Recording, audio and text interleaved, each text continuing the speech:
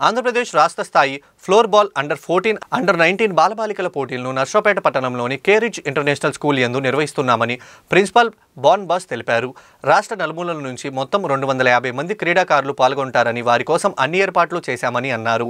ఈ పోటీలకు ముఖ్య అతిథులుగా నర్సరావుపేట గ్రామీణ సిఐ రామకృష్ణ హాజరవుతున్నారు. రాష్ట్ర స్థాయి పోటీలలో ప్రతిభ కనబర్చిన క్రీడాకారులకు ఆంధ్రప్రదేశ్ రాష్ట్ర జట్టుకు ఎంపిక చేస్తున్నామని అన్నారు. బీహార్లో నిర్వహించే జాతీయ స్థాయి ఫ్లోర్ బాల్ పోటీల్లో పాల్గొంటారని తెలియజేశారు. ఈ కార్యక్రమంలో school chairman Natani Venkateswarlu, director Komatineni Nasaraiah, campus in charge Kota Bapuji, PD Kishore Babu పాల్గొన్నారు. ఆగస్టు 3 అనగా ఆదివారం నాడు కేరిడ్జ్ ఇంటర్నేషనల్ స్కూల్లో రాష్ట్ర స్థాయి ఫ్లోర్ బాల్ అండర్ 14, 19 బాలబాలికల పోటీలను నిర్వహించడం జరుగుతుంది. రాష్ట్ర నలుమూల నుండి 16 జిల్లాల నుండి దాదాపు 250 మంది క్రీడాకారులు ఈ పోటీలో పాల్గొంటున్నారు. వీళ్ళకి ఎటువంటి అసౌకర్యం కలగకుండా అన్ని సదుపాయాలని సమకూర్చడం జరిగింది.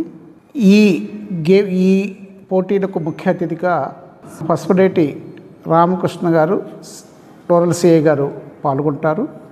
ఈ పోటీల ద్వారా ఆంధ్రప్రదేశ్ అండర్ 14, 19 బాలబాలికల జట్లను సెలెక్ట్ చేస్తారు.